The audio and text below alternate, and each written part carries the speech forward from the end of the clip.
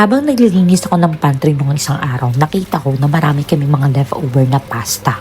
So naisip ko, magluto ng pasta. Pero gusto ko ng Filipino style spaghetti, yung matamis, yung may hotdog, yung nabibili sa kanto. So pagkatapos ng trabaho kahapon, I'm so excited na umuwi para makapagluto ng pasta. Siyempre, start tayo sa basic. Pakuluan natin ang ating pasta katulad ng pagpapakulo natin sa mga galit natin kapag mataas ang ating emosyon. Ano daw? So, nagpainit na ako ng mainit na tubig sa takure para mabilis nang maluto. Tapos, naglagay lang ako ng 1 teaspoon ng asin doon sa pasta. So, niluto ko lang yung pasta ng mga 12 minutes. And sa kabilang pan naman, piniprito ko na yung hotdog para luto na siya pag hinalo ko mamaya sa sauce. Pero can we take a moment to appreciate my outfit? Yes, pantulog na nabili ko sa Shein. Super mura lang. 28 dirham, partner na siya. Tapos ang ganda-ganda ng print. Ang ganda pa ng pagka-red niya. Naisingit pa yun. So ayun, kumulo na yung pasta. Tapos nilagay ko na siya sa cold water para mahinto yung pagluto ng pasta. Tapos, nag-start na akong gawin ang aking sauce. So, una, naglagay ako ng bawang. O kung may lahing aswang ka, bawal kang kumain nito. Diyos. Tapos, naglagay din ako ng 2 sibuyas na minins ko na siya.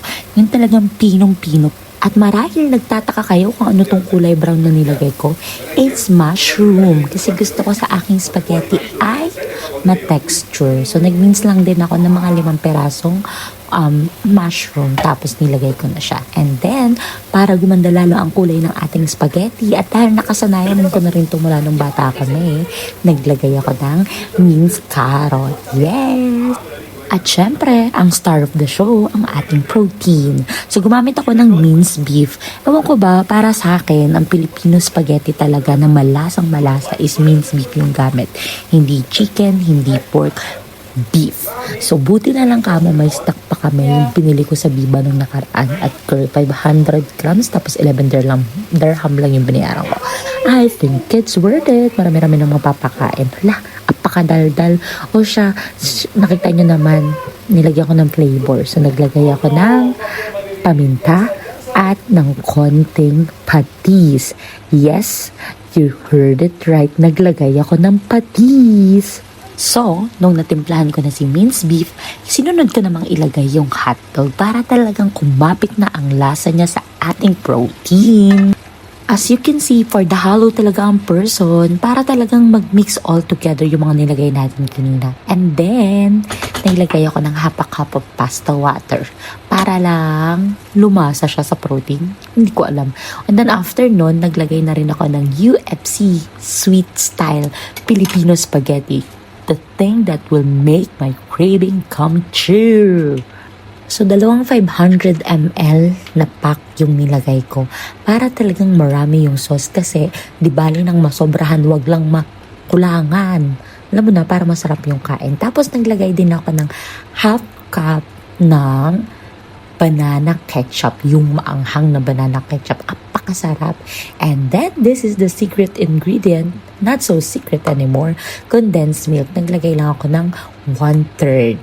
Tinaktakan ko pa yan ng konting asin and then hinayaan ko yung mas low cook for 20 minutes as in sa mahinang apoy.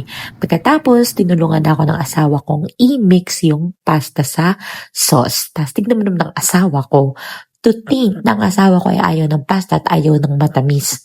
Girl, nakadalawang plato siya. So, siguro naman, pwedeng sabihin na masarap talaga siya. So, ayun. So, kumakain na ako. As in, craving satisfied talaga ako this time. And then, pinartaran ko lang din ng chicken popcorn yung spaghetti para talagang malahandaan. Naglagay lang ako ng pepper to balance the sweetness. And that's it. All the remaining, dinala ko yan sa aking work and they liked it.